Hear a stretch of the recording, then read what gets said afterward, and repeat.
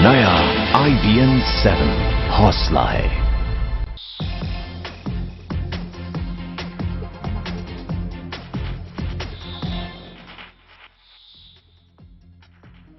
और 8 बजे की खबरों में बात करेंगे छत्तीसगढ़ की। छत्तीसगढ़ अपने बिलासपुर कांड की वजह से लगातार सुर्खियों में बना हुआ है। जी हां, छत्तीसगढ़ के नसबंदी का कांड यहां पर हुआ था बिलासपुर जिले में, आपको याद होगा। इस वजह से 15 मासूम महिलाओं की मौत हुई थी। इसमें सरकारी लापरवाही का एक बड़ा मामला सामने आ रहा है। नसबंदी कैंप में हुई महिलाओं की मौत के मामले में अब पता चला है कि महिलाओं को दी गई दवा में जिंक फॉस्फाइड के अंश पाए गए हैं। मैं आपको बताऊं, जिंक फॉस्फाइड ये वो जहर है, ये वो केमिकल है जो चूहे मारने की दवा में इस्तेमाल किया जाता है। यानी किसी की जान लेनी हो, किसी छोटे जानवर की, चूहे जैसे चीजों की, उसके लिए दवाइयों में जिंक फॉस्फाइड मिलाया जाता है।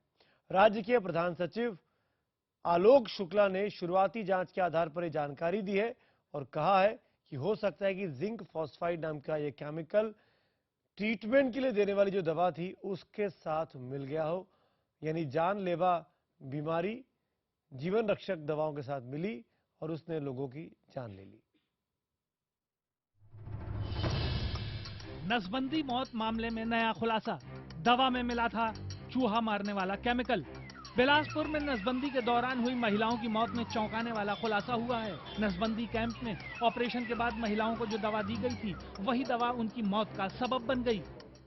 एंटीबायोटिक दवा सिप्रोफ्लॉक्सासिन 500 की जांच में साफ हुआ है कि इसमें जिंक फॉस्फाइड मिला हुआ था। यह खतरनाक केमिकल चूहे मारने के जहर में इस्तेमाल होता है। इस दवा को रायपुर की फार्मास्यूटिकल कंपनी महावर फार्मा से बरामद किया गया था। अब इस दवा को आगे जांच के लिए भेजा गया है। खुद छत्तीसगढ़ के प्रमुख स्वास्थ्य सचिव आलोक शुक्ला ने भी माना कि जिंक फॉस्फाइड की वजह से ही दवा जहरीली हो गई। उन्होंने लोगों से इस प्रतिबंधित दवा को न लेने की अपील की है। इस दवाई में जिंक फॉस्फाइड का मिक्सिंग होने का एक अंदेशा है, जिसका पॉइजन के कारण इन महिलाओं को जो है और दूसरे लोगों को भी जो है ये तकलीफें होंगी। नसबंदी कैंप में पीड़ित महिलाओं में जो लक्षण पाए गए वो ठीक वैसे ही थे जैसे जिंक फॉस्फाइड के असर से देखने को मिलते हैं। सर्जरी के बाद महिलाओं ने सिर घूमने, उल्टियां आने और पेट में दर्द की शिकायत की थी। इन महिलाओं की मौत हृदय गति रुकने, किडनी फेल होने और सांस न ले पाने की वजह से हुई थी।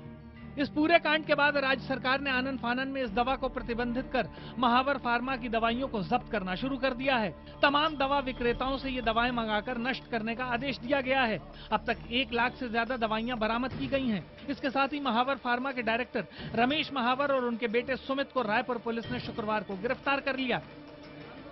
जहाँ जहाँ मेडिकल स्टोर है, अपना स्टोर, सब जगह चेकअप कराया गया है, मगर परंतु सभी का कहना है कि यहाँ कोई दवाई नहीं मिली है और सबको चेतावनी दे दी गई है कि महावर कंपनी की दवाइयाँ उपयोग में नहीं लाई जाए और अगर जहाँ भी कोई जानकारी मिलती है तो हमें सूचित किया जाए। लेकिन सवाल यह है कि नसबंदी कैंप में महिलाओं की मौत के बाद छत्तीसगढ़ सरकार की नींद क्यों टूटी, जबकि दवा सप्लाई करने वाली महावर कंपनी को 2 साल पहले ही ब्लैकलिस्ट किया जा चुका था। खुद राज्य के स्वास्थ्य मंत्री अमर अग्रवाल ने 2012 में विधानसभा में कहा था कि इस कंपनी को नकली जेनेरिक दवाएं बनाते पकड़ा गया है और इसके खिलाफ केस रजिस्टर किया गया है, मगर बावजूद इसके सरकारी अस्पतालों में इस कंपनी की दवाइयां सप्लाई की जा रही थीं। इस बीच नसबंदी मौत मामले में गिरफ्तार डॉक्टर आर.के. गुप्ता पर कार्रवाई के विरोध में इंडियन मेडिकल एसोसिएशन ने मोर्चा खोल दिया है। प्रदेश के सभी डॉक्टरों ने एक दिन काम बंद कर विरोध प्रदर्शन किया। इनका आरोप है कि सरकार ने डॉक्टर को गिरफ्तार कर सुप्रीम कोर्ट के उस आदेश का उल्लंघन किया है जिसके मुताबिक मामले की रिपोर्ट आने तक डॉक्टरों पर कार्रवाई नहीं हो सकती। Bureau report, IBN 7। और इसी मामले पर बात करने के लिए मेरे साथ अब जुड़ रहे हैं छत्तीसगढ़ के स्वास्थ्य मंत्री अमर अग्रवाल साहब। अग्रवाल साहब, शुक्रिया IBN 7 से बात करने के लिए। मैं पहला सवाल यही पूछना चाहूंगा कि आप जानते हैं कि चूहा मारने की दवा मिल गई थी उन दवाइयों में? डॉक्टर ने इस तरह की बात कही है? जी, ऐसा है कि अभी जो फाइनल रिपोर्ट है वो कलकत्ता की जो गवर्नमेंट की लैब है उससे आना बाकी है, लेकिन हमको एक जानकारी मिली थी कि उस फैक्ट्री में वो दवाई और ये अगल बगल रखी हुई है, उसके कुछ अंश इस दवाई में हैं और हमने इसके आधार पे हमारा जो साइंस कॉलेज है उस पर एक जांच कराई थी, क्योंकि जिंक फॉस्फेट का कहीं भी जांच हो सकती है, तो उसमें वो कंटेंट पाए गए हैं, लेकिन अभी कलकत्ता की लैब की जो रिपोर्ट है वो आना बाकी है। ये आपने क्या साइंस कॉलेज किस लैब से आपने कंफर्म कराया जिंक फॉस्फाइड की बात? ये लैब नहीं, हमारा जो साइंस कॉलेज है बिलासपुर का, उसमें हमने टेस्ट करवाया था, क्योंकि जिंक फॉस्फेट कहीं भी टेस्ट हो जाता है, तो उसमें वो पाया गया है। तो जो ये दवाइयां थी सिप्रोफ्लॉक्सिन की, उन दवाइयों में जिंक फॉस्फाइड मिला कैसे मिला ये ऐसा बताया जा रहा है, क्योंकि अभी इसकी पूरी जांच होना बाकी है, कि जो जहां पर ये ड्रग मैन्युफैक्चरिंग हो रही थी वहां पर ये पेस्टिसाइड भी बनाते थे, और ये दोनों पैकेट अगल बगल रखे गए थे जी। और वहां पर फैक्ट्री में ही मैन्युफैक्चरिंग डिफेक्ट हुआ है। इतना बड़ा घपला हुआ, किसी भी लैब असिस्टेंट को, टेक्नीशियन को, डॉक्टर्स को पता ही नहीं चला कि चूहा मारने की दवा और जीवन रक्षक दवा मिल रही है? नहीं, देखिए, सिप्रोसिन 500 का देने के बाद वो जो रिएक्शन हुआ, और जब सारा इलाज हुआ और ये सस्पेक्ट हुआ कि इसमें क्या क्या हो सकता है, उसके आधार पे ये जांच आगे बढ़ी, क्योंकि कोई भी मेडिसिन में उनका जो सर्टिफिकेशन है वो साथ में रहता है, इसलिए वो डाउट होने का प्रश्न नहीं है। लेकिन डॉक्टर अमर अग्रवाल जी, लेकिन एक चीज बताइए, मैं नहीं समझ पा रहा हूं कि सिप्रोफ्लॉक्सिन में जिंक फॉस्फाइड मिल कैसे गया, ये घालमेल कैसे हुआ? ये फैक्ट्री में ही बताया जाता है, अभी सब कोई भी कंफर्म नहीं है, लेकिन उस टेस्ट में हमको मिला है, वो फैक्ट्री में अभी क्या हुआ, कैसे हुआ, इसकी जांच चल रही है। कहीं ऐसा तो नहीं कि डॉक्टरों को बचाने की कोई कोशिश चल रही है? मैं ये सवाल इसलिए पूछ रहा हूं आपको कि एक ही फैक्ट्री में जान बचाने वाली दवा बन रही थी और एक ही फैक्ट्री में ये दवा बन रही थी जिससे चूहों को मारा जाता है और वो आपस में मिल जाती हैं। ऐसे अभी समाचार हैं, लेकिन उसके सारे पहलुओं पे जांच अभी बाकी है। लेकिन क्या यह संभव है कि एक फैक्ट्री में एक साथ जीवन रक्षक और जानलेवा दवाइयां एक साथ बन रही हो? आप तो स्वास्थ्य मंत्री हैं। नहीं, देखिए, कानूनन वो हो नहीं सकता, लेकिन अभी कलकत्ता की लैब की रिपोर्ट आने के बाद, क्योंकि हमने पूरी फैक्ट्री को सील किया हुआ है और उनको हिरासत पे लिया हुआ है, तो ये तो बहुत बड़ी लापरवाही का मामला हुआ। आप तो वहां के स्वास्थ्य मंत्री हैं। नहीं, बिना लाइसेंस तो उनको दिया नहीं गया है, वो कैसे कर रहे थे, अभी इसकी जांच चल रही है। तो ये बात आपके सामने कभी नहीं आई कि आपके इलाके में ऐसी धांधली चल रही है? आप वहां के स्वास्थ्य मंत्री हैं। नहीं, ये मेरे नॉलेज में अभी तक को नहीं थी, और ये कल शाम को ये तथ्य सामने आया। तो अग्रवाल साहब, अब जब ये बात आपके सामने आ गई है तो अब आप क्या कदम उठा रहे हैं? नहीं, इस फैक्ट्री को हमने पूरा सील कर दिया है, उसके जो दोनों डायरेक्टर हैं उनको हमने हिरासत में लिया हुआ है, और कलकत्ता की लैब की जैसी रिपोर्ट आएगी उस पर हम आगे कार्रवाई करेंगे। तो मतलब अब सारा दोष जो है वो फैक्ट्री और फैक्ट्रियों के मालिकों पे आ गया है। क्या डॉक्टरों की कोई गलती नहीं थी? नहीं, ऐसा नहीं है, क्योंकि डॉक्टरों के भी जो हमारे प्रोटोकॉल हैं स्टरलाइजेशन के, कि हमारे ओटी में ही करना चाहिए, और वो जो जिस इंस्ट्रूमेंट से करते हैं उसको 20 मिनट स्टरलाइज करना चाहिए, ये सारे प्रोटोकॉल का भी उल्लंघन हुआ है। तो प्रोटोकॉल का उल्लंघन हुआ है तो क्या कार्रवाई करेंगे? और मेरा सवाल तो ये कि आपकी जिम्मेदारी कहां शुरू होती है? ऐसा ऑपरेशन थिएटर बना ही क्यों जिसमें स्टरलाइजेशन की दिक्कत थी? नहीं, देखिए, कार्रवाई हमने की है, सारे डॉक्टरों, 2 डॉक्टर को टर्मिनेट किया है, उसको एफआईआर के लॉन्च किया हुआ है, फैक्ट्री के खिलाफ भी प्राइमा फेसी हमने पूछताछ के लिए हिरासत में लिया हुआ है, कार्रवाइयां हमने सब की हुई है। पर आपकी कोई जिम्मेदारी नहीं बनती क्या? आप हेल्थ मिनिस्टर हैं, आपकी कॉन्स्टिट्यूएंसी में आपकी नाक के नीचे ये सब हो रहा था। नई कॉन्स्टिट्यूंसी मेरी बिलासपुर है, ये घटना दूर की है, और देखिए, नाक के नीचे का सवाल ये है कि इसकी समय समय पर जांच होती है, वो तत्कालिक रूप से करता है, कोई जरूरी नहीं है कि हर चीज पूरी मेरे नॉलेज में रहे। अच्छा, मतलब आप ये मान रहे हैं कि हर चीज आपके नॉलेज में हो, जरूरी नहीं है। चलिए, मैं आपको ये बात मान भी लेता हूं कि आपके नॉलेज में चीज नहीं होगी, पर 15 महिलाओं की जान चली गई। आप अगर नजर नहीं रखेंगे एक स्वास्थ्य मंत्री होने के नाते, तो कौन रखेगा? नहीं, देखिए, ये 14 लोगों की जो जान गई है उसका एक बहुत बड़ी घटना है, हमारी दुख है हमको, ये एक छत्तीसगढ़ के लिए दुखद भी है, और छत्तीसगढ़ को ये। आपके हिसाब से दुख प्रकट करने से क्या ये 14 जानें वापस आ जाएंगी? मैं तो कोई जिम्मेदारी आप पर तय नहीं कर रहा हूं, किसी को तो जिम्मेदारी लेनी होगी ना अग्रवाल साहब। नहीं, जिम्मेदारी इसके बारे में पूरी जांच चालू है और इसकी जिम्मेदारी हम तय करेंगे और जो दोषी होगा उसके ऊपर कार्रवाई भी करेंगे। जांच चलने तक आप अपनी कुर्सी पर बने रहेंगे?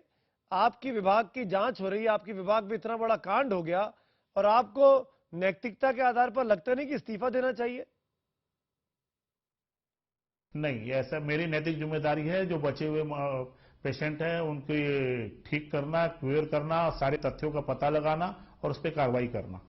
क्या अग्रवाल साहब, दुनिया की किसी भी जांच का ये बेसिक नियम है कि जिसके ऊपर सवाल खड़े होते हैं वो अपने आप को जांच के दायरे से अलग कर ले, जांच के परिधि से अलग कर लेता है ताकि निष्पक्ष जांच हो सके। और आप तो हेल्थ मिनिस्टर हैं, आपकी नाक के नीचे आपके इलाके में कैंप लगता है और एक नहीं दो नहीं 14-15 महिलाओं की जान चली जाती है, आप कैसे बच सकते हैं? नहीं, मैं कोई दोषी, ये देखिए एक घटना हुई है, उस विभाग का मैं प्रमुख हूं, लेकिन इसमें मेरा दोष है क्या? मैंने ऑपरेशन किया है? ये क्या बात हुई, मैंने ऑपरेशन किया है? अगर आप ये है तो रेलवे मिनिस्टर को ट्रेन चला लेनी चाहिए, और अगर आप यही बात है तो सिविल एविएशन मिनिस्टर को हवाई जहाज चलाना चाहिए। मैं तो ये कतई नहीं कह रहा हूं कि आपने ऑपरेशन किया है, पर आपकी नाक के नीचे हुआ है, आपके इलाके में हुआ है, आपकी वहां पे जांच चल रही है, और अगर जांच साबित हो जाता है कि आप निर्दोष हैं, निष्पक्ष अगर आप जांच कराते हैं तो आप दोबारा मंत्री बन सकते हैं। इस मंत्री पद पर क्यों बने रहना चाहते हैं, किस बात का लालच है? नहीं, लालच कुछ नहीं है, लेकिन आप एक चीज बताइए, जब मेरे ऊपर कोई दोष है नहीं, देखिए घटना होना एक विभाग में अलग विषय है, मेरे ऊपर कोई एलिगेशन नहीं है, मैंने कोई ऑपरेशन नहीं किया है, मैंने कोई दवाई मैन्युफैक्चरिंग नहीं की है, मेरे ऊपर कोई नहीं। हाँ, अरे हम ये मानते हैं कि आप डॉक्टर नहीं हैं, हम ये भी मानते हैं कि आपने उनका ऑपरेशन नहीं किया, आपने उनको दवाइयां नहीं दी, लेकिन अभी आपने खुद कहा एक फैक्ट्री में जीवन रक्षक और जानलेवा दवाइयां एक साथ बन रही थी। आप इलाके में कैसे बन रही थी, आपको क्यों नहीं पता चला? आप स्वास्थ्य मंत्री हैं, चलिए दवाइयां बन रही थी, दवाइयां बनने के बाद इंजेक्शन लगता है, मासूम औरतों की जान चली जाती है, आपकी जिम्मेदारी तब भी नहीं बनती है। इतना बड़ा घपला होता है और आप कहते हैं कि आपकी जिम्मेदारी नहीं बनती है। नहीं, मेरी जिम्मेदारी देखिए जब तथ्य सामने आए कार्रवाई करने की है। सारी चीजों में अगर मान लो इतने अपराध होते हैं और उसमें क्या मैं कोई दोषी हूं या मेरे ऊपर कोई एलिगेशन थोड़ी है। अग्रवाल साहब, इस वक्त सारा देश आपको देख रहा है, अगर आप ईमानदार हैं, आप निर्दोष साबित हो जाएं तो आप दोबारा मंत्री बन सकते हैं। मैं फिर से ये पूछ रहा हूं कि आखिर ऐसी उत्सुकता क्यों है कुर्सी पे जमे रहने की? कुर्सी नहीं होगी तो क्या हो जाएगा? नहीं, देखिए कुर्सी पे बने रहने की नहीं रहने की वो पार्टी का निर्णय होता है। अरे पार्टी का निर्णय होता है, ये इंडिविजुअल निर्णय। अगर आप कह दें, तय कर लें कि आपको इस्तीफा देना है, आप अब मंत्री नहीं रहना चाहते हैं, तो पार्टी क्या करेगी? और एक बार आप इस्तीफा ऑफर करके तो देखिए पार्टी को, मुख्यमंत्री को। नहीं, मैं कोई इस्तीफा देने वाला नहीं हूं। आप कोई इस्तीफा नहीं देंगे? नहीं, आप अपनी कोई नैतिक जिम्मेदारी नहीं मानते हैं? नहीं, मेरी जिम्मेदारी देखिए कोई घटना हो उस पर कार्रवाई करना है। इस घटना में अगर आप कहेंगे तो मेरी कोई सीधी जिम्मेदारी नहीं है जिससे मेरे को इस्तीफा देना पड़े। अग्रवाल साहब, क्या बात कर रहे हैं? आपके सीधी जिम्मेदारी नहीं है। दो कांड हुए, पहले वो दवाइयों की फैक्ट्री में एक जीवन रक्षक और जानलेवा दवाइयां मिल जाती हैं, दूसरी बार वो उसमें कैंप लगता है जहां पर प्रॉपर ओटी की फैसिलिटी नहीं है, वहां पर सिजेरियन ऑपरेशन किए जा रहे हैं, वहां पर नसबंदी के ऑपरेशन हो रहे हैं, और वो डॉक्टर ऐसा जो रिकॉर्ड बनाने की तरफ जिसका ध्यान दिया जा रहा है। इतने सब के बाद आप कह रहे हैं कि जब तक जांच चलेगी तब भी आप इस्तीफा नहीं देंगे, तो निष्पक्ष जांच कैसे हो पाएगी अग्रवाल साहब? आप इतने सीनियर जर्नलिस्ट हैं, आप जिस प्रकार से बात कर रहे हैं, मेरे पर कोई अपराध का एलिगेशन है जो निष्पक्ष जांच नहीं हो सकते? नहीं, हम कतई नहीं कह रहे कि आप डॉक्टर हैं या आपने इलाज किया, हम सिर्फ यही कह रहे हैं कि आपके सूबे में एक फैक्ट्री है जिसमें दो तरह की दवाइयां, जो एक जीवन रक्षक है और एक जानलेवा है, वो एक साथ बनती है, घुल मिल जाती हैं। इतनी बड़ी चूक होती है और आप कह रहे हैं कि आपकी जिम्मेदारी नहीं है। नहीं, ये आपके अपने विचार हो सकते हैं। और अगर आप नैतिकता के आधार पर इस्तीफा देते हैं तो देश में एक संदेश जा सकता है। हमको वो वक्त भी याद है जो मैंने पढ़ा है किताबों में, लाल बहादुर शास्त्री ने, उनके कार्यकाल में किसी एक ट्रेन का एक्सीडेंट हुआ था तो उन्होंने जिम्मेदारी मानते हुए अपनी कुर्सी छोड़ दी थी। और एक तरफ आप है अमर अग्रवाल साहब, इतना बड़ा कांड हो गया और आप लगातार लाइव बैठकर कैमरे के सामने बैठकर कह रहे हैं कि आप इस्तीफा नहीं देंगे। एक आपके पास मौका है देश को संदेश देने का, मैसेज देने का, उदाहरण पेश करने का। ये आपके विचार हो सकते हैं, मैं कोई इस्तीफा देने वाला नहीं हूं। अच्छा चलिए, आप मत दीजिए इस्तीफा। आखिर में ये बात बताइए कि जांच रिपोर्ट कब आएगी और कितने दिनों में मासूमों को राहत मिल सकती है, मदद मिल सकती है?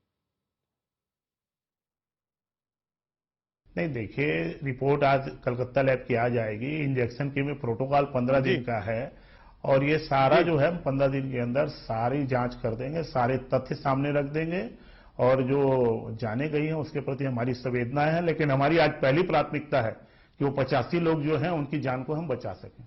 चलिए अग्रवाल साहब, शुक्रिया। हमारे ऐसा सवाल पूछने वाला और आपके ऐसा हर सवाल पर चौका छक्का लगाने की कोशिश करने वाला, इतना कुछ हो गया। लेकिन अमर अग्रवाल साहब के चेहरे पर शिकन नहीं है और वो कह रहे हैं कि उन्होंने कोई गलती नहीं की है, वो इस्तीफा नहीं देंगे। अब ये तय करना है आप लोगों को, तमाम देश की जनता को, तमाम छत्तीसगढ़ के लोगों को, मुख्यमंत्री रमन सिंह को और भारतीय जनता पार्टी को। क्या ऐसे में निष्पक्ष जांच हो सकती है जब अपना स्वास्थ्य मंत्री अपने विभाग में हुए कोई कांड पर कतई भी हिलने को तैयार नहीं दिखाई दे रहा। फिलहाल वक्त हो गया ब्रेक का। ब्रेक के उस पार इंडिया 9 बजे और आप बने रहिए IBN 7 के साथ।